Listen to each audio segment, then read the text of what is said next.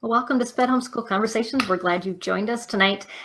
We are going to be talking about discovery learning and just how that prepares children for the future. And that may seem kind of a strange subject, but it's really fitting to kind of how education is changing. And we have a special guest with us tonight, Liesel Ulrich Verdeber. I hope I said that right. Close enough. It's okay. But where I've heard much different variations. Okay. But your organization is approaching education from a very different perspective. And I think it's the wave of the future. And we had talked about this when we did a shorter interview a while ago on Giving Tuesday. And that's why we're revisiting the subject again tonight, is we want to really dive into discovery learning, what it is and how parents can use it. And it's so well fitted too for children who learn differently, for our right brain learners who often don't fit well into the left brain education system. And so I'm really excited about that. And so Liesel, you're a partner organization with SPED Homeschool, yep. And your organization is called EWCED. Is yep. What you call it. So yep. Could you tell us a little bit about yourself and your organization and just what you do, and we'll kind of go from there after we get everybody introduced to who you are and the wonderful organization you represent. Yeah, so thank you. First of all, thank you so much for having me back. My name is Liesel, and I am the founder of EWCED, and we are a website that's dedicated to getting students, teaching students through the lens of curiosity. So we're about sort of introducing students to topics, getting them curious about them, connecting them to the wider world, and in doing so, sort of opening up the doors of possibility, so that, like we say in this in the sphere of discovery-based learning, is really fueling learning through curiosity.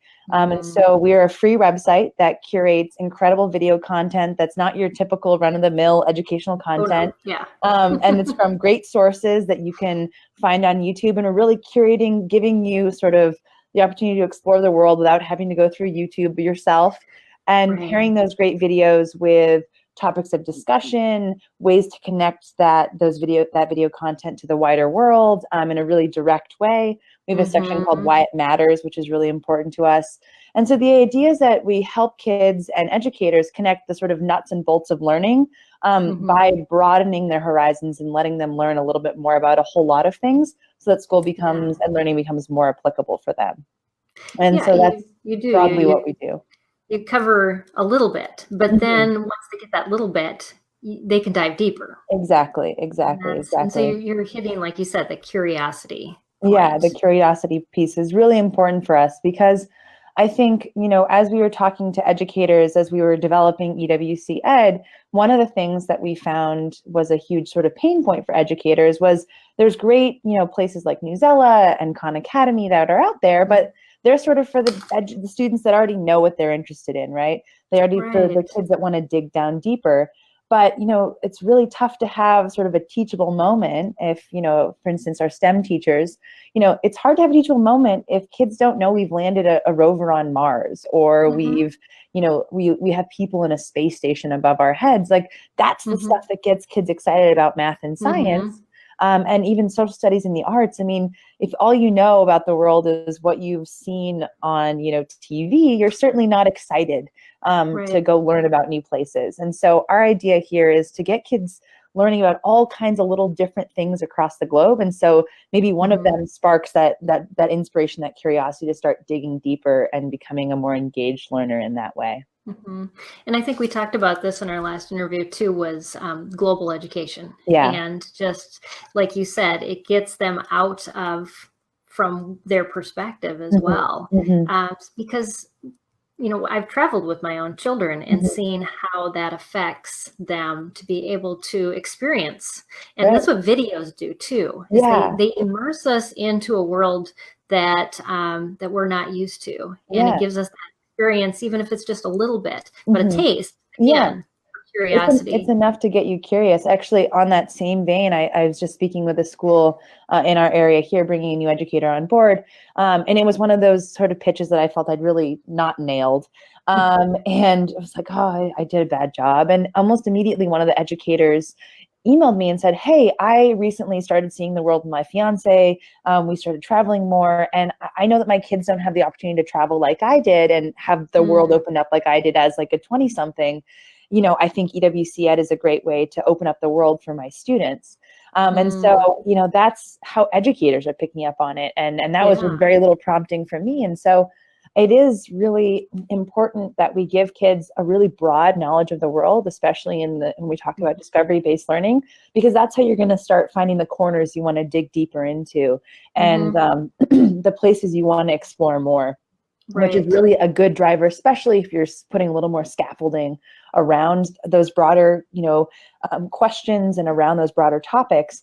I think that you can really create a really innovative learning plan that engages students and allows you to teach much easier with much less work because it's curiosity driven. You're not sort of pulling them along. They're the ones that are driving with their own questions and their own desire for discovery.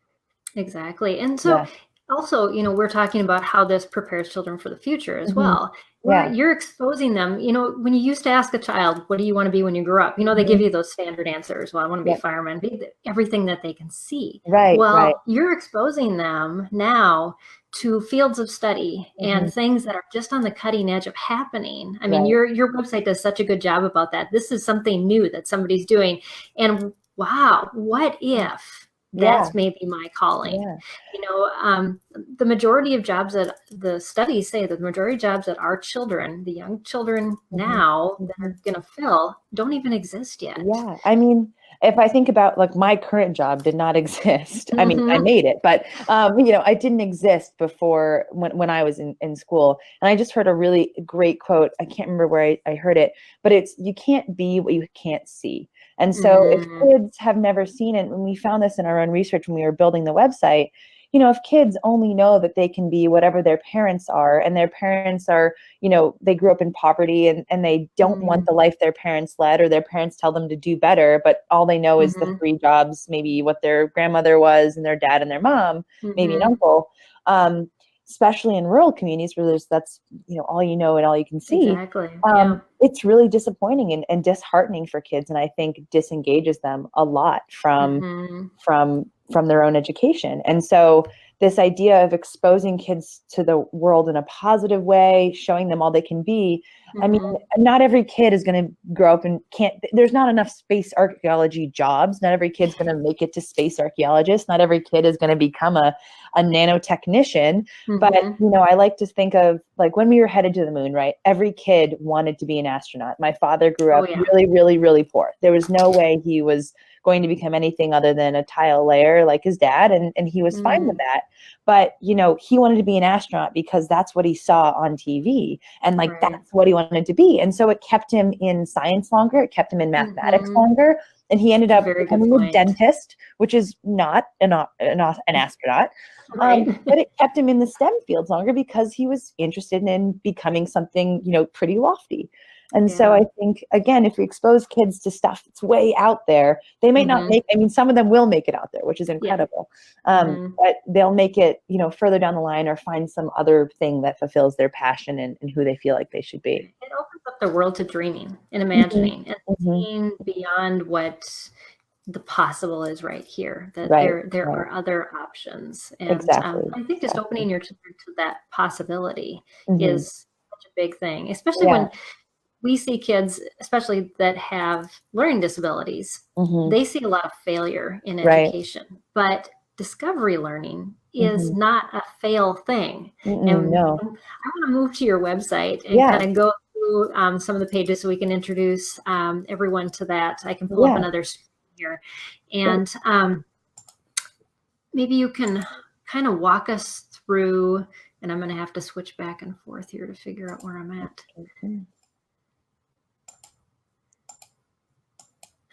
There I am. Okay. So can you see that screen as well? I can see it. Yep. Okay. So if you want me to move around on it or do anything, just let me know and I can do that. Yeah, so this is the homepage for EWCED. You'll see there that we publish a new touchstone every Tuesday and Thursday, and you'll see, so those are our most recent three. All three of them are great. And then below that, every day we refresh a bunch from our archive. So if you come every day, you'll see a new 4 down below there. But you can access our full library of touchstones by hitting that yellow button there after the first 3. Oh, right here. Yep. And that'll take you to our full library, which you can jump into. Okay. And there you can search the entire archive just by scrolling through. Or if you're interested in finding a particular topic, you can go to the categories, or I believe it's called subjects page. Pull down menu there, and you'll see our touchstones laid out by category. So if you're looking for a very specific topic, you can look there. We also have tags that allow you to get a little bit more granular.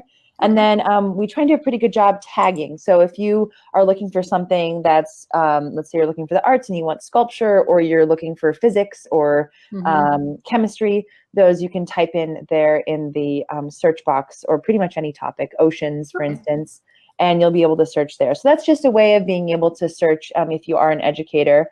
If you are a student, a great way to sort of, as an educator passing this on to a student who, you want to see where they want to explore, corners they want to investigate, just jumping into a category based on whatever subject you're teaching that day is a great way to get involved, get started there.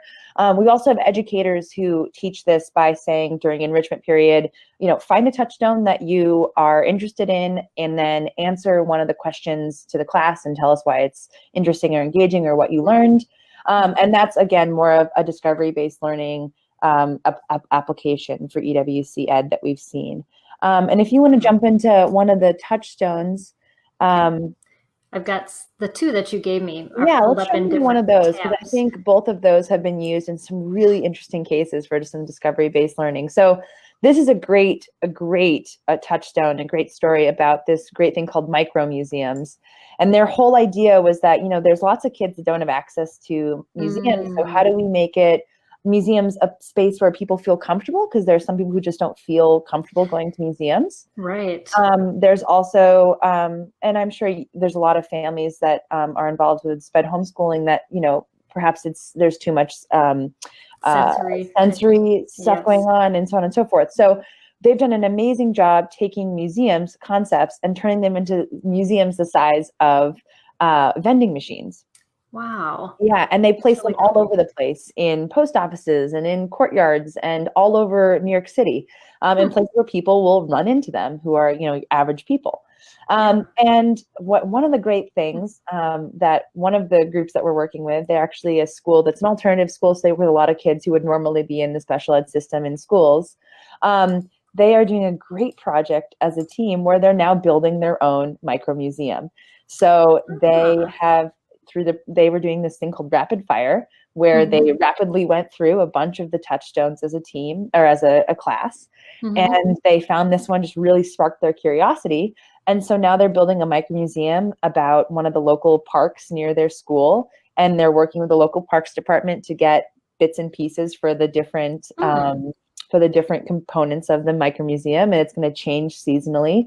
And so now the students are learning through the touchstone that sort of sparked the idea. Now they're learning about the ecology of the area, how to do curation, how to do all these sort of things. And then wonderfully, they're also doing a project where they have an educator at the school who's going over to Ireland, and they are building sort of a local micro museum in a box that they can send over with this teacher to Ireland to try and sort of say, here's who we are in Vermont, and who are you, and build your own micro museum. And so this is one of the ways we've seen sort of discovery-based learning as a class, with individuals sort of getting the idea sparked and then moving on to something a little bit more meaningful, a little bit more in depth. So personalizing it. Yeah, exactly. And so each one of our touchstones has this area called Why It Matters. If you want to scroll down a little bit there. So we suggest you read the intro, just get some background, watch the video, check out the Why It Matters section. We're really intentional there about applying it. So you as an educator, as a parent, can sort of really help your student connect it to the wider world. And then we have our discussion questions, which is a really great way to start to pull out essential questions students might want to start investigating for further research. Again, with discovery-based learning, we found that these questions are great starting points for further inquiry,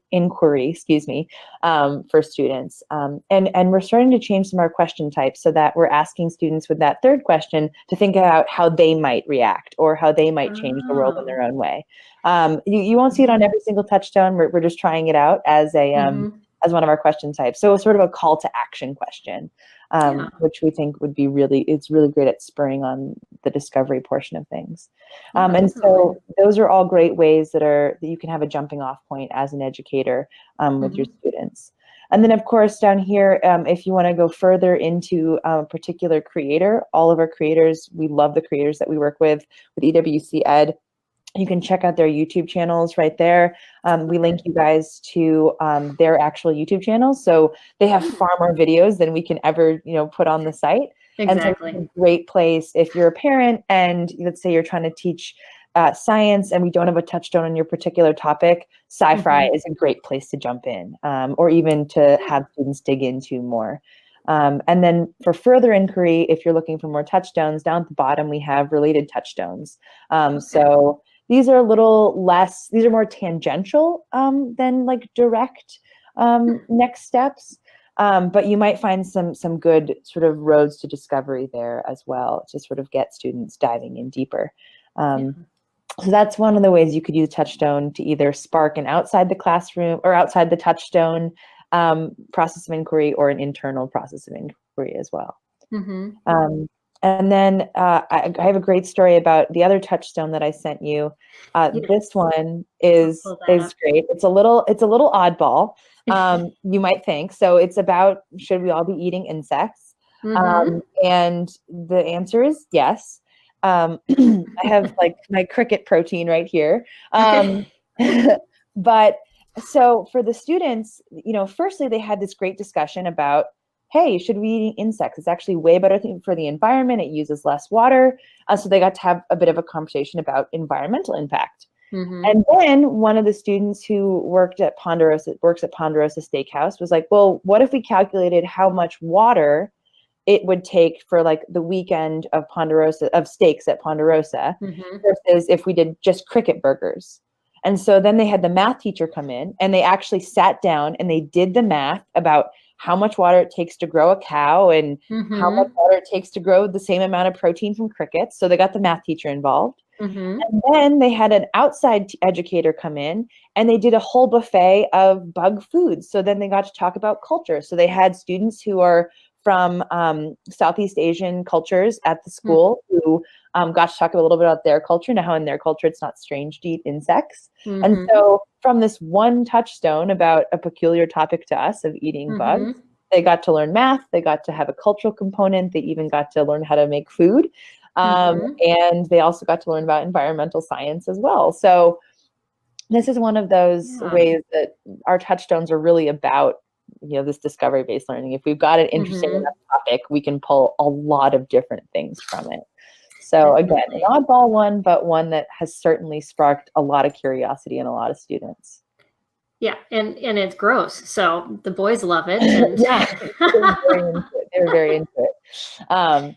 But I can recommend cricket protein. I was on the fence, but now they convinced me. In fact, they were a catalyst. They were so excited by their bug feast that they had as a school that I had to try out cricket protein, and now I'm a convert and so is my trainer. So yeah, I've seen it on cooking shows. I've even seen it highlighted in tacos, but yes. Yeah, the kids had cricket tacos. They said it was very good. I told them they should have invited me. They felt a little bad. But yeah, these are some of the ways that we've seen EWCED be really easily integrated into a discovery-based learning in classrooms with multiple students in one-on-one teaching settings. We're really trying, like I've said before, to get students just spark a moment of curiosity. And one of the great ways to do that is with the rapid fire. So if you're an educator, a parent who is just trying to find a topic that might spur on a lot of learning, The rapid fire is a new way that the school that we're working with, that's an alternative school, is using it with their students, where they'll just take 15 minutes to just quickly watch the shorter videos, the ones that are sort of under 5 minutes, and jump in. And then based on that, you can actually, on our site, above every single one of the listings, there is like the time it would take to watch the video and do the to watch the video, so you'll be able to know how quickly you can get through them. So that's a great way to find something that will spark inquiry and give you a starting point as an educator to jump into some broader topics. Great. Yeah, it just dropped without my touching it. So I guess we've had enough bugs on the screen. Enough bugs on the screen. So you are connected with another website called Everwidening Circles. Yes. Do you want to explain a little bit about that relationship? And I'll pull up their website as well, so you can talk about that. Yeah. So Everwidening Circles is a website that has been around now for 5 years. And we started, actually, my mom started it. She's a dentist by trade, but woke up one morning to a really terrible story of beheading on NPR. And this was 5 years ago. This is before we were in sort of the news quandary we're in now. And she's just, she had lived all over the world. She had traveled a lot. And she was like, this is not the world I know. This is, why aren't we hearing about any insight or innovation that's happening? And so she just started scouring the internet for anything out there that didn't have insane ads coming at you, like the thing that you just looked at on Amazon, or pop-ups flashing at you, or some crazy political bias, left or right or whatever. And there's nothing out there. And so she just said, well, I can do it, which, she couldn't even get on Facebook at the time. And she's like, I can start a website. Anyone can. So she started this website, publishing 1 article a day on any subject under the sun, as long as it was proving it was still an amazing world. And again, writing without any political bias, without insane advertising, just the stuff we should all know about that was meaningful and newsworthy, that was uplifting in a way. So, as much as we love these stories of puppy adoption, she wanted to do something a little bit more meaningful. And so we curate. Well, and they get you thinking. I mean, I love these subjects. I mean, they could be more in tune for like a high school student, looking into things. So we had educators coming and asking us sort of that exact thing. They were saying, can we use this in the classroom? And I took on the job of turning it into WCED. So we curate the shorter ones, the ones that are, making sure there's no bad language, which we don't have very much. And if there is, we always put a note. But we curate the ones that would be great for the classroom. And then we pair those with those thought questions. So EWC Ed is the sort of education specific one, but we do have educators, just because EWC Ed doesn't have as much content on it yet. We have educators use EWC as a primary teaching tool. So they will just have the students look over all the articles and pull one that interests them, and then do a little presentation on it to the class or back to their educator. So that's how our parent site is being used as well. And it's also a great site, I think, as a parent, to sort of keep you going. Definitely. I think that we don't encourage people enough to say, like, hey, I need a break from, not a break from the news, but something that allows me to look at the news in a positive way, digest it, and then, allow us to talk to our children about it in a way that's more meaningful and not as scary.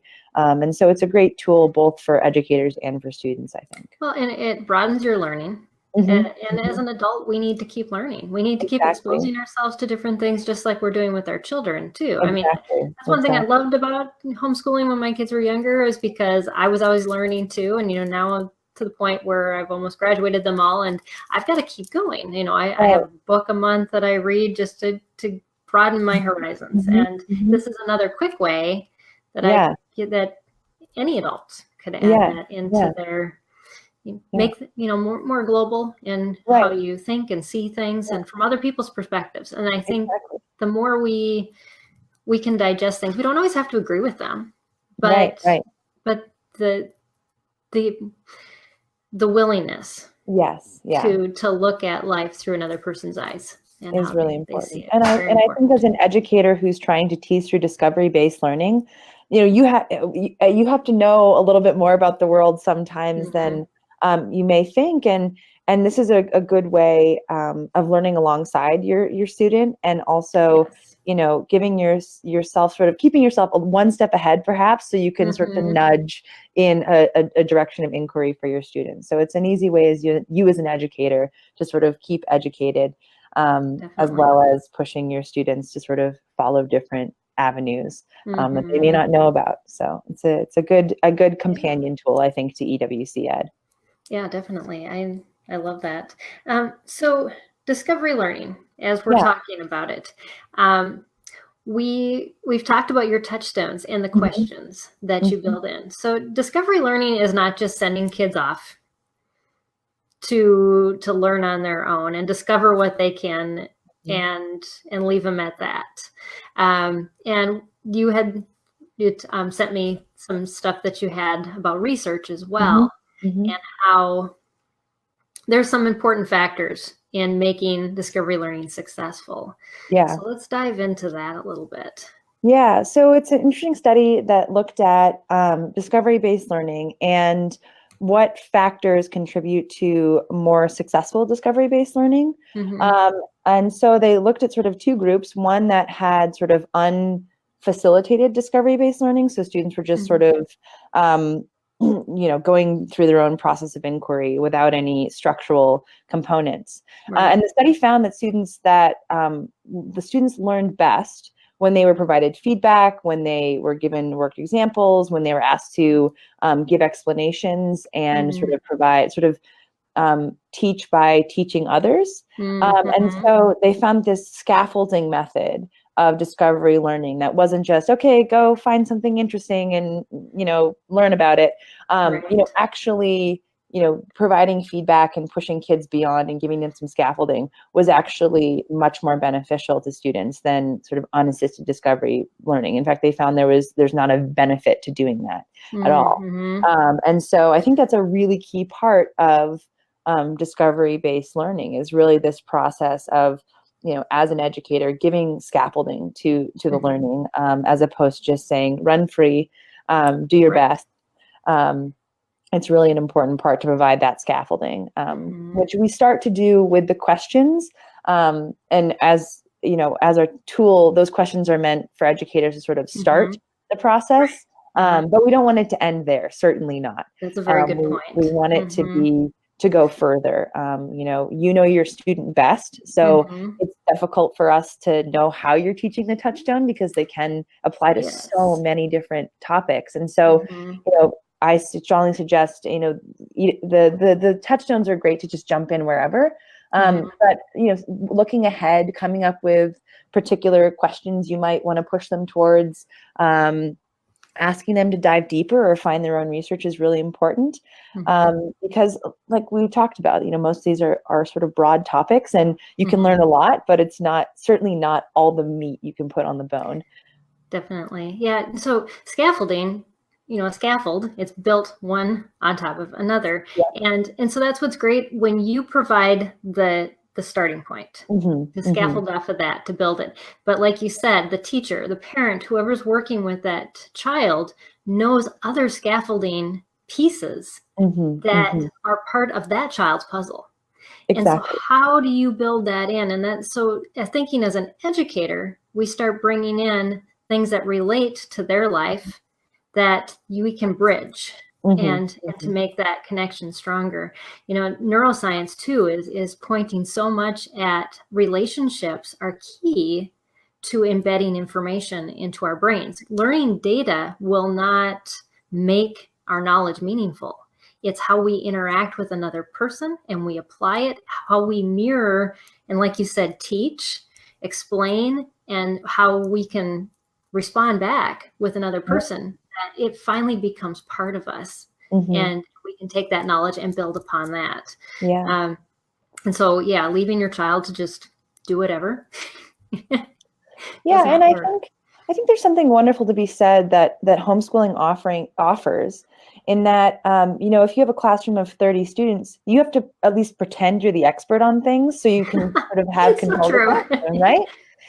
Whereas if you're working with your student and your child who, maybe already knows that you're not perfect and know everything, you can, be having a teachable moment when you yourself don't know everything about a particular subject and say, like, let's dive in, let's get curious. And I think the way, and I think mirroring and mimicking, like, if we have a young student and you say, well, I'm curious about that too, let's dive in, that creates sort of an active learning style from the get-go that I think is really important and key to success down the road. Is if we're teaching in a way that is saying, okay, like, we don't know the answer, and that's good, and let's continue down the road. I think we're homeschooling parents are very fortunate in that they can have those moments of, I don't know either, and that's good. Let's dig on down the road here and really find out what we can find. And I think that gives the student a sense of ownership of the knowledge that they get from that. Definitely. Yeah. It's not just being told. And if you are willing to let your schedule go, some teachers, even homeschool parents, hold on to that pretty tightly. Yeah. There can be a huge bounty of learning that we can allow our child to obtain if we are a little more loose on those schedules. Right. Yeah, it's definitely true. We were talking last week with an expert on autistic children and how they get stuck in these tracks where they fixate on something. And she said, let them go on that subject. And it's very much in line with what we've been talking about. Why pull them off and say, we got to do this now? Right. If they are ready to learn, make it worthwhile. Right. Yeah, get creative. Yeah. Yeah, I think that's, again, one of the beautiful things about being able to homeschool. Your child is saying, okay, where is that process of inquiry? And, being able to sit one-on-one with a kid who might be really interested in entomology, right? Really interested in bugs. Sorry, we're back on bugs, but that's okay. Because I think it's one of those things, like, there are kids, my parents see this all the time with kids that come in and they're in, 3rd, 4th grade, and they love bugs or they love Egyptology or something nerdy. And by the time they hit 8th grade, it's, socially kind of beaten out of them to not love that anymore. If we are able to hold, in our hands and say, okay, this is what you love, let's find a way to teach through that. I think you create people who become incredibly successful in whatever track they end up going into, because it's been their passion since they were, in 3rd grade. And I think one of the things that I find most sad about my job sometimes is talking to a group of 4th graders who are so excited to learn about everything. They want me to, like, send them, a hydra or like an owl, which I don't have in my office, so I can't send them those. And then they're so excited to learn, they're jumping out of their seats to tell me about what they learned. And then we get to 8th graders who were those 4th graders, but 4 years ago, and they have lost that spirit of inquiry. And I think homeschooling is great in that it allows you to keep that spirit of inquiry alive. There's not the social pressure to leave that behind. So I think discovery-based learning is great in that sense too. I've been reading this book. It's called Viral. I had to read this quote because it so went with this, but it's called Viral. And it's talking about social media and how the concept of our thinking has changed completely because of social media, and how the Gutenberg press was developed, we turned all to knowledge and print base. And before, we were a social society. And so everything we did was based on social interactions. But yet, his quote was, Gutenberg culture was a society hooked on control. It controlled the knowledge. But then he said the only institutions that can look forward to a future are those that transition from regulation to resource. Interesting. And he went on, there's a couple more sentences I want to read. It says, to effectively resource Googlers. Now, he said Googlers are basically anybody born after 1974, which I'm not, although I'm a Googler wannabe. You have to take into account their learning style and learn to contextualize your own. We don't have the space here to introduce any talked about teaching styles that we must attend to for this he calls them a TJIF culture, Twitter, Google, Instagram, and Facebook. But it begins with authority figures who no longer control access to information, but instead help students access and process information. Suffice to say that in a Google world, you don't standardize, you customize. And this book has been mind-blowing to me, just about how much our culture has flipped on how we learn. Our brains have been rewired. Our children, and one quote in there, it says your fourth grader looks at the toilet, or looks at the internet like you look at the toilet.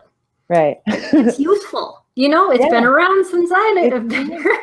And we don't think about that in my generation. Oh, totally.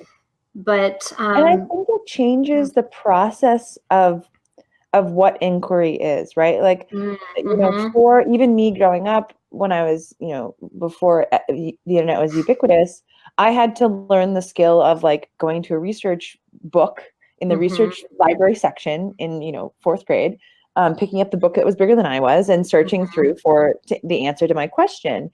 And so we're in this kind of wonderful space where we don't have to do the when, like who, what, when, where sort of questions. We can now jump into why and how.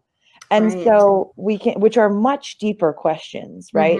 They're the questions that get you to think creatively. I was talking to an educator yesterday who he used to do this project where it was sort of inquiry-based learning, and they would pick a topic, let's say it's, the gold rush, and you had to come up with your own investigation question that was not a when, who, what, when, where question. It had to be a how or a why.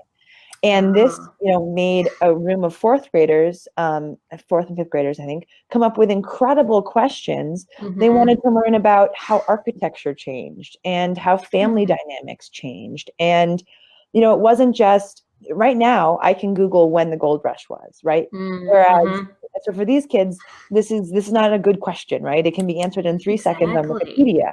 And that can drive you crazy if that's how you grew up, and those are the only answers you know how to give. Right. And I think when we couldn't Google, I always think about this when I'm, we were talking about before this trips. When I'm on camping trips and I have a question, my camping partner and I will have long discussions because we can't Google it, right? So we do want to know the who, what, where, when, and we have to think, well, maybe it was this because this other thing. So, it does it. Like you said, it rewires the way that if you can just Google it, then it's over and you don't have to think about it anymore. But if you are now moving towards questions that are asking more complexities and to talk about systems that there is no one correct answer, perhaps, and you have to bring in more than one resource, then you really start to get into what's possible with discovery-based learning. Yeah, and it really is. It's I think our traditional education system is pushing children towards our traditional job of today, but they're not preparing them for tomorrow, because those are going to be completely different, and they're like how much you can be customized, how different you can be is going to be the most important thing, not how much you can fit in. And I love that about homeschooling. Is I had my 21-year-old and I had a discussion today about his summer internship, because he doesn't know what he wants to do, and he's majoring in biomedical engineering. And I was like, so what fascinates you? And so that was, and he just started talking and thinking. It's like, don't you think about this? But they don't. You have to ask them the question, because he's so ingrained in his studies and other things that are weighing him down. And we have to get outside of those bubbles, and being able to have somebody, like your website gets you outside those bubbles. It asks you questions that make you think outside of where your normal thought patterns would go. And so I think the successful people of tomorrow are those that can synthesize multiple fields really well and can think cross-disciplinarily, which is really vital. And again, I think leads into those question types that are more sort of broadly thinking, Mhm. I don't think, even I think biomedical engineering or, anything that's diving into two subjects, that's no longer use. I mean, it used to be like when I was growing up, I really do feel like you could have two things that you're interested in and you're going to be fine. Mhm. And now I think it's all about how you can learn to synthesize. It's how Mhm. you can take totally disparate ideas and start to put them together in new ways. That's the Right. innovative thinking that the bosses of tomorrow are hiring for, the jobs of tomorrow Mhm. will be. Um, because those very linear jobs, while they are very important, are Mhm. becoming less and less, unfortunately, valuable to society. Because we can automate them. Exactly, exactly. So to me, this, to connect back how discovery-based learning can really help students change their futures Mhm. and think about the job market and think about all those things that are scary and down the line. Yeah. Um, you know, the more that we can expose students to a broad variety of topics, the more Mhm. they can have a conversation with a potential boss in a potential internship and be Mhm. able to have a little bit of knowledge about a lot of things. Right. And I think that broad thinking, it's a type of thinking that employers are looking for. It's a Mhm. type of Mhm. thinking that leads to great innovation. It leads to the next tech startup. It leads to the next great innovation. Mhm. Um, and I think it's really valuable to be able to think in those ways, and just naturally. Mhm. And discovery-based learning, and especially if you're homeschooling, that's a great place to develop those sort of multiple roads of inquiry and that Definitely. synthetic, I guess you could say, that Mhm. process of synthesis Yeah. way of thinking. Yeah. And yeah, I think it was in the same book that I was reading. It was talking about, bigger was the best thing to go for. And we are becoming much more of a boutique type Hmm. style of Hmm. society, where if you Hmm. have something different, you're Hmm. valuable, versus if you grow bigger and you're the best. Nobody Right. wants that anymore. And plus, the my kids always say, well, nobody trusts the organizations anymore. Mm. It's either, a face or an individual, somebody you can Right. relate to, that Right.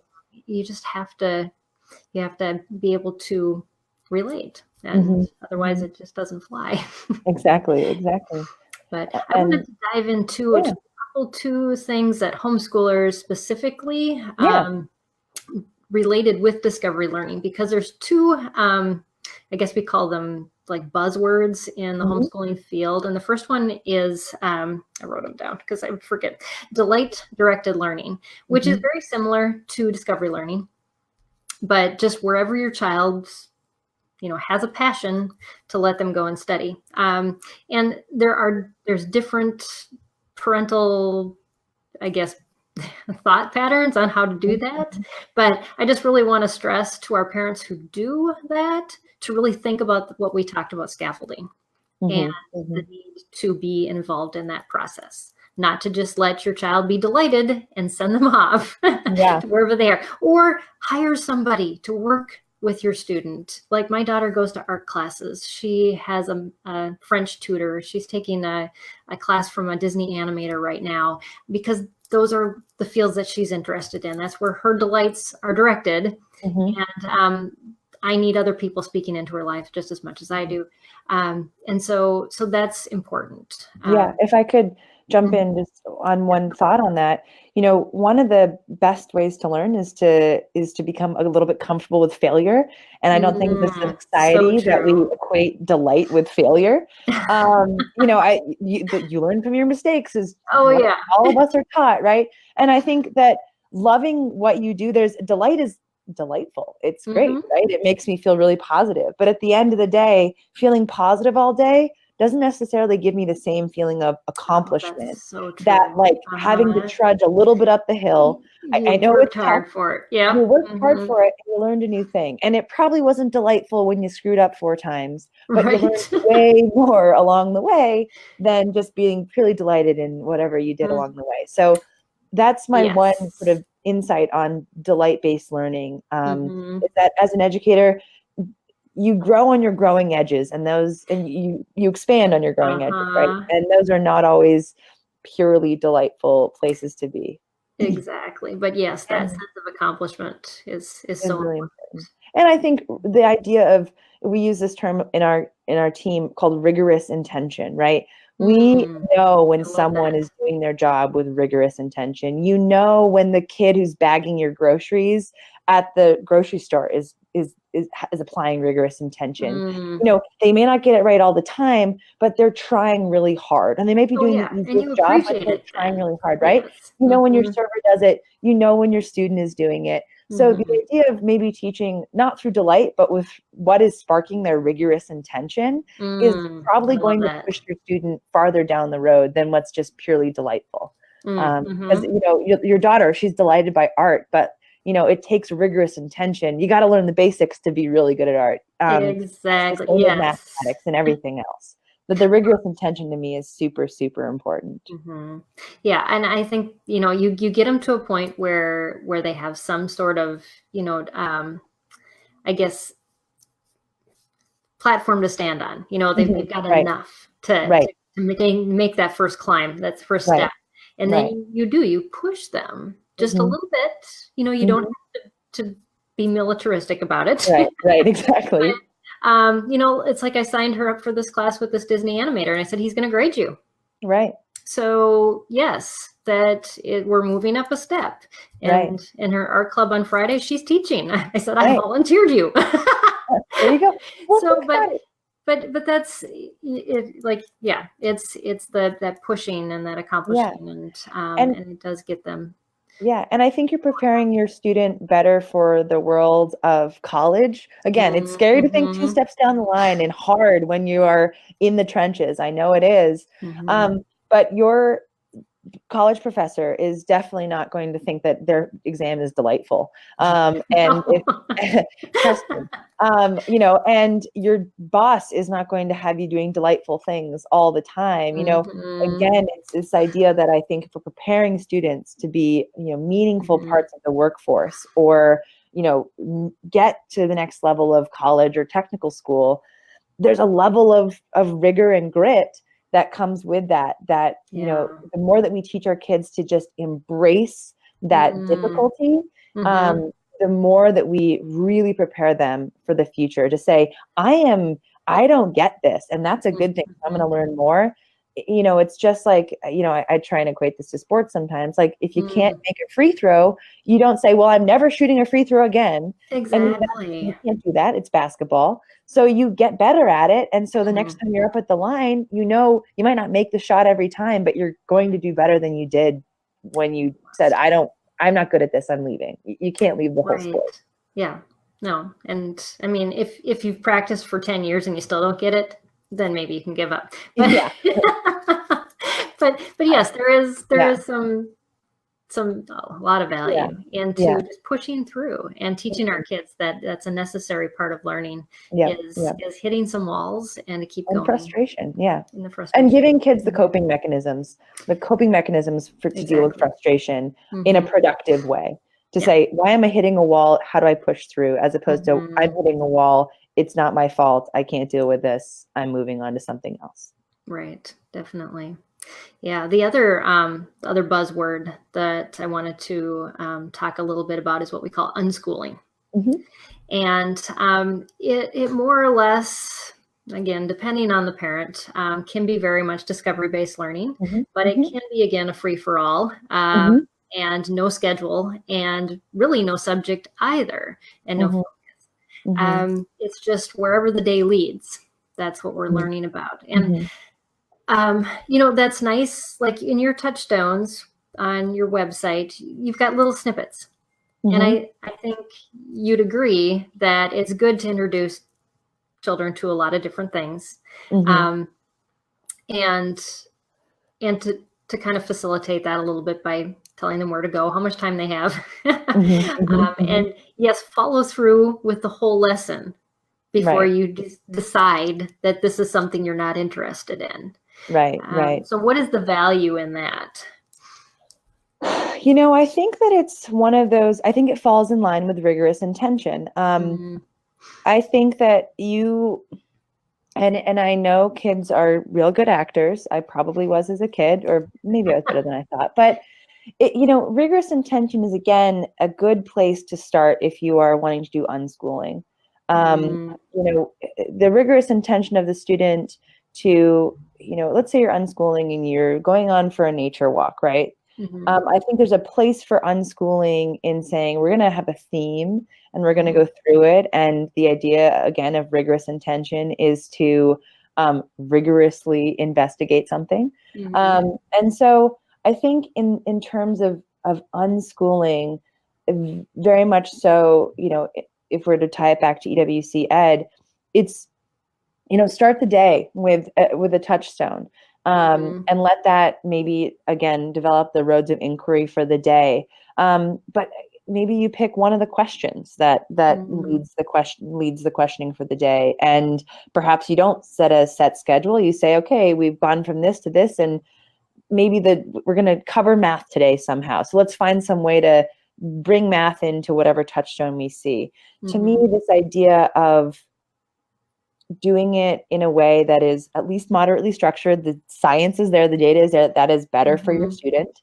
And again, I think in this idea of preparation, unschooling, I would say, is perhaps good, as not all workplaces are incredibly regimented. And so maybe teaching flexibility is good through the process of unschooling. The idea of, like, when something comes, let's be able to change it up quickly. But again, that comes with structure. That comes with sort of teaching the idea of flexibility along with the idea of unschooling. That's so right? true. Is to say we had a set schedule, or we had an idea of what we were going to get out of the end of the day. And instead we headed down this corner, which is great. So what did we learn from heading down that corner? Just even wrapping it up at the end of the day, I think is a good way to help your student process why we did what we did, and then how it can be applicable to the outside world. I mean, I'm a big applicable to the outside world person. Yes. And Definitely. so I think if you are using EWC Ed or any resource with the process of unschooling, of following whatever happens in the day, do take a little time at the end of the day, just say, what did we learn today? What do you think? Why do you think we broke the schedule and went down that process? Because that is going to help your student more than anything be able to process and then understand why being flexible is important, or why encouraging a spirit of inquiry is important. Well, it's decision making, and isn't that one of the most important skills that we can teach our children, is what's important to make decisions, and how do we make those decisions? What do we base our decisions on? And what makes something way more valuable than another thing? And where does that lead us? We, like you were talking about, learning through mistakes as well. Our day could end in a mess. Well, we didn't learn anything at all because this led to this, and it was a catastrophe. Right. But maybe that's what we learned today. Yeah, and that's the process you learned. And I think it's wonderful to, and I think both of those methods come down to structure and rigorous intention. Have rigorous intention as an educator. Have a way that you'd like to generally direct the day. Come at it with at least half a plan. I think that's really important and vital. And then if you go off plan, talk about it with your student, why you went off plan. Why did you came with a day and you said, we're going to teach English today, and instead the process of inquiry led us down learning about environmental science. Why did we do that? Why did we choose one over the other as being more important? Yes. I think that what's important about scaffolding is it helps your student understand. Students are not just going to automatically just be like, I totally understand why we did what we did today, especially younger kids. But by giving them the tools, again, scaffolding a little bit to say, here's why we chose to do what we do, I think you make it so much more valuable for your student, and give them something more to latch onto. And again, connecting it to down the road jobs and school, you give them a really valuable skill set that allows them, that is unique to being a homeschooler. And I think allows them to become very much more productive people in the workplace, and also and learners beyond the homeschooling dimension. Yeah, and I think And another dimension that parents who maybe teach more of a traditional method Mhm. need to understand about discovery-based learning is that, we think about all those things my child needs to be able to do. They need to know their Mhm. math facts. They need to know, well, when you do discovery-based learning, you again build those scaffolds. Mhm. And so when you introduce more traditional types of educational learning, you've already got a base to build Right. upon. And we don't often think about that when we give children math or reading or other things without those bases underneath them. We're asking them to attach something to learn with nothing there. Mhm. Mhm. And so that's why young children learn so well in this manner. They're trying to Mhm. build as fast as they can. That's how their Right. brains function even better. But the goal is to keep that going Mhm. because we know that in the future, in future jobs, this is an important skill that Right. we have to not lose. Like you said, you have the fourth graders that are raring to, ask all those questions, and then the eighth graders are done with it. Right. Right. We can't lose that. And I think what's really valuable about being a homeschooling educator is that, your student I was a student that loved scaffolding. I love scaffolding. If you gave me an open-ended question, I was like, I don't understand this.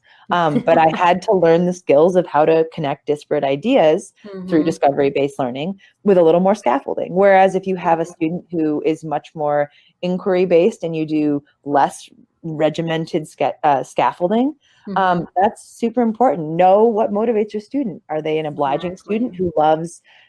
who loves the scaffolding? Are they a questioning student? Mm-hmm. To add on to Often this, those are the most frustrating to teach, but they're the exactly. easiest when you're teaching this way. Exactly. Are they internally driven? My sister is one of those, and she's an inquiry-based person, 112%. She needs no one to tell her to do, she doesn't have to.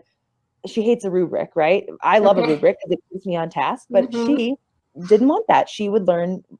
She's brilliant, but she learned a different way. So Mm-hmm. knowing the motivation style of your student, just Mm-hmm. to learn that is really important. If you can check out the work of Gretchen Rubin on the Mm-hmm. motivation styles, that might be a really valuable test Oh, to take with yeah. your student to find out what Mm-hmm. motivates them. Are they a rebel? Are they internally motivated, externally Mm-hmm. motivated? Are they a questioner? Learning that can be, I mean, we use that in the office to talk about how we motivate ourselves, and like as a Mm. team. And we found that incredibly valuable. And I'm sure it's a Yeah. valuable asset to know about your student, to know how best to teach them and what Mm-hmm. to try out. That's a great resource. Yeah, Yeah. definitely. And there's just so many things that I think we're just finally, well, especially as our education, our ability to learn, or I guess our take on learning is Hmm. changing. That as in traditional schools, it's going to take a lot longer. Yeah. The process of changing how they teach it has to go through so many levels of bureaucracy. But that's another benefit to homeschoolers is we can change it tomorrow, Right. and it can just be that way that our kids can have that advantage to Hmm. be able to start learning in this direction. Exactly. And Exactly. so why don't you give us your website again as Yep. we're wrapping up so everybody knows where to find you. Yep. So you can find us at EWCED, so EWCED.com.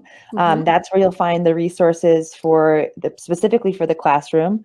Or you can check out Everwidening Circles, like when you throw a pebble in a pond and it ripples Mm-hmm. out, everwideningscircles.com. And there you'll find our parent website that has content probably more geared towards the high schooler age person, or you yourself as a Mm-hmm. parent. Both of those are free to use resources, and both of them are really about curiosity and Mm-hmm. possibility, and about connecting you and your student to the wider world. So those are two great resources you can use and you can find us at. Yeah, and then you had two other resources that you sent me. One was a PBS. Yes. Okay. So, and then two other places that you can jump into if you're an educator and you're looking for more content to jump into with your student for discovery-based learning. PBS Digital Studios, Yeah, they that have a looked whole fascinating. suite of amazing YouTube channels about specific topics that you can jump into. Again, it's PBS, so you know it's factual, you know that it's good. You can check them out. Just Google PBS Digital Studios, and you'll see their suite of channels, of YouTube channels. And then another resource as well is TED Ed. They're a great resource, again, to learn a little bit about a lot of things. And so again, if you're looking to just put your student in front of something to start out the day, to find out where we should go with the discovery-based learning, those don't necessarily have neither of those have question types they don't with have them. questions built in. But they're just a place to get started as well. So you can and then check in out your us. touchdones, you have links to other. I have links to others as well. So YouTube if there's a particular channels that are- topic your student is interested in, usually if you check out the YouTube channel that video came from, you'll find more of similar content. Awesome. Well, thank you for doing all that research. I know that's, as a homeschooler, you know, and trying to teach 3 different kids at different age levels, it's what can we pull together in one evening, you know, so we can do it tomorrow, and you know, you kind of have an idea where you're going, but it's nice to be able to have someone to do the legwork. Yeah, well, we built EWCED with educators in mind for that exact purpose. We know you guys have so much to do. So I'm the one that's drudging through YouTube for 20 hours a week, watching some of the worst videos and some of the best, and writing the questions for you so you can get started, so you can actually do what you guys are passionate about, which is educating and raising the next generation of thinkers. My job is just to facilitate you as an educator. And so the more we can continue doing that, the more we can raise the next generation of global thinkers. Yeah, definitely. Well, and these videos are going to be on YouTube next week. We'll get those edited, and also they're going to be on our brand new website. I have been programming this website for 6 weeks, and it's like I've had pulled all-nighters. I am so excited. It's such an interactive, fun site. So I hope you all enjoy it too when it comes out this weekend. But yes, and so so that'll all be on there. I'm excited for that, but and also the podcast will come out on Sunday as well. And just thank you so much, Liesl. This has been such a good discussion, and I think one that is very pertinent to some changing tides in every area of education, from homeschooling. And it's Education Choice Week this week, and people are looking what's working, what's not working, and we have to ask those questions, because it really depends on how we are shaping our children for the future, and or not. So, and the tools we give them to head off into the great unknown. Exactly. Yes, it's kind of scary. I've already sent one off. But yeah. All right.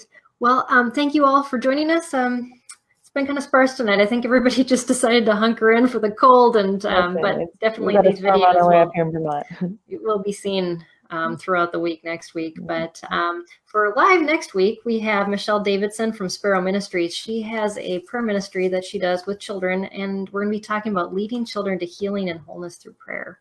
And so that'll be exciting. We want to thank the Learning Disabilities Foundation of America for partially sponsoring us, and for viewers like you who donate on our website at spedhomeschool.com. So let's keep the conversation going, everybody, and you can join in that conversation on our Sped Homeschool support group. We've got 1.5 thousand members on there, and it's there's always something to talk about. Today we were talking about the weather and how cold is it where you are. And are you doing anything outside for homeschool? But anyways, so, and like I said, our website will be, a new one will be launching this weekend. So until then, we'll see you. Thanks again, Liesl. It's been Thank wonderful. you guys so much. Thank you all for joining us. Bye. Bye.